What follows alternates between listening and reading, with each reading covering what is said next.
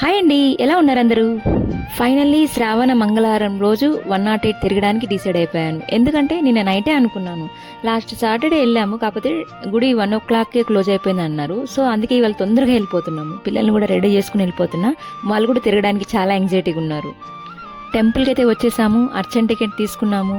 Time అస్సలు కొంచెం కూడా వేస్ట్ చేయలేదండి. స్టార్ట్ చేసాము, హర హర హరగా తిరిగేసాము. ఎందుకు అంటే పిల్లలు కూడా ఉన్నారు కదా, సో కొంచెం వాళ్ళిద్దరిని చూసుకుంటూ నేను మేనేజ్ చేసుకోవాలి కాబట్టి అందరితో కాకుండా నాకు కొంచెం టైం పట్టింది. ఈరోజు గుళ్ళో ఒక స్పెషల్ అండి. గురుదత్త స్వామి వచ్చారు. నేను అతని టీవీలో చూడడమే మన ఇండియాలో ఉన్నప్పుడు, డైరెక్ట్గా చూసా యూఎస్లో. సో హ్యాపీగా అనిపించింది. చక్రపీఠం మీద ఒక పూజ జరిగింది. అండ్ ఇంకోటి, ఇవాళ నేను 2 ముఖ్యమైన విషయాలు షేర్ చేసుకుందాం అనుకుంటున్నాను. చెప్తాను మీకు అది. మొదటి విషయం ఏంటంటే, మన పెద్దవాళ్ళు చెప్పేదే జుట్టు విరబోసుకొని గుడికి వెళ్ళొద్దు అంటారు కదా, అది ఎందుకు అనేది ఇవాళ ప్రాక్టికల్గా చూశానండి నేను. మనం నడుస్తున్నప్పుడు ఆ లూజ్ హెయిర్ వాళ్ళ మొహానికి తగలడము, అండ్ అక్కడ ప్రసాదాలు ఏమన్నా ఓపెన్ ఉంటాయి కదండి, ఆ చిన్న హెయిర్ ఒక్క ఎంట్రుకు వెళ్ళి దాని మీద పడినా కూడా ప్రసాదం అంతా డిస్టర్బ్ అవుతుంది కదా.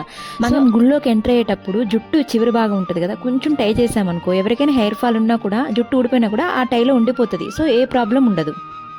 దాని వెనకాల ఎంత స్టోరీ అయినా ఉండనండి, కాకపోతే ఇది గుడి నీట్నెస్కి సంబంధించింది కాబట్టి ఇది ఫాలో అవుదాం మనం.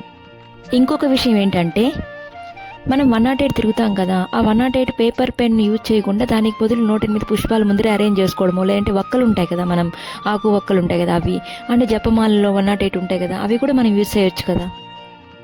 యూజ్ చేద్దామా? బాయ్.